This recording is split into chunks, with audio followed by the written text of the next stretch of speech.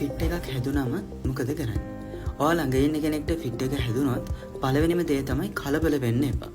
මොකද සාමාන්‍යයෙන් මේ ෆිට් එක විනාඩි කිහිපයක් ඇතුළත ස්වභාවිකවම අවසන් වෙලා යනවා. ඉතින් අපි මේ වෙලාවේදී කරන්න ඕනේ මේ රෝගියාට වෙන්න පුළුවන් හානි අවම කරගන්න එක. මේ රෝගියා අවට තියෙන එයාට හානි වෙන්න පුළුවන් දේවල් අපි ඉවත් කරන්න ඕනේ.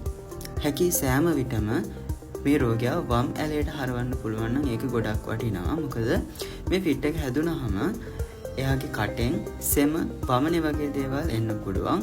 මේවා පෙනහැලි වලට ඇතුළු වෙන එක වළක්ව ගන්න මේ වම් ඇලයට හරවන එක ගොඩක් වැදගත් වෙනවා. ඒ වගේම සමාජයේ මතයක් තියෙනවා ෆිට් එක හැදුණු කෙනෙක්ට හැන්දක් කටට දැම්මොත් යකඩයක් අතට දුන්නොත් එහෙම මේක අඩු වෙනවා කියලා. නෑ. එහෙම වෙන්නේ නැහැ. මේකෙන් කරන්නේ මේ රෝගියාට තවත් ලොකු හානියක්. ඒ නිසා ඒව වළක්ව ගන්න ඕනේ. ඒ වගේම තමයි මේ රෝගියාට බොන්න මොනවත් දෙන්න යන්නත් එපා. ඒ වගේම මේ රෝගියාව ගැට ගහන්න, තද කරලා අල්ලන් ඉන්න මේ වගේ දේවල් කරන්නත් එපා. මොකද බාහිර බලයක් වැදලා අපිට ෆිට් එක නවත්තන්න බෑ.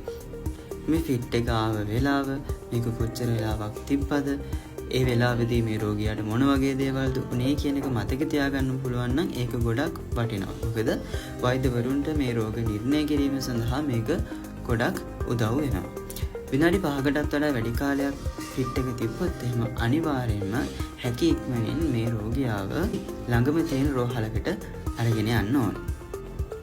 ඉතින් මෙන්න මේ දේවල් හරියට කරොත් එහෙම අපිට පුළුවන් මේ ෆිට් එක හැදුණු කෙනෙක්ට වෙන්න තියෙන හානි අවම කරගන්න.